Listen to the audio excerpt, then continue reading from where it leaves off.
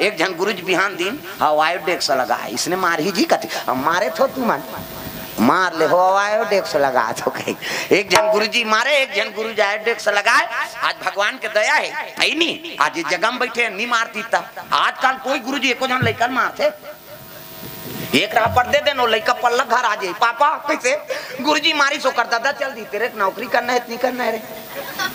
वो कहीं नहीं जाने एबीसीडी मालूम नहीं है नहीं ते वो गुरुजी धमका थे वो तेले नौकरी करना है कि नहीं करना है कैसे हमारे लड़का मारबे हम छे नहीं अंते तो गुरु काबर बना है तेल बता।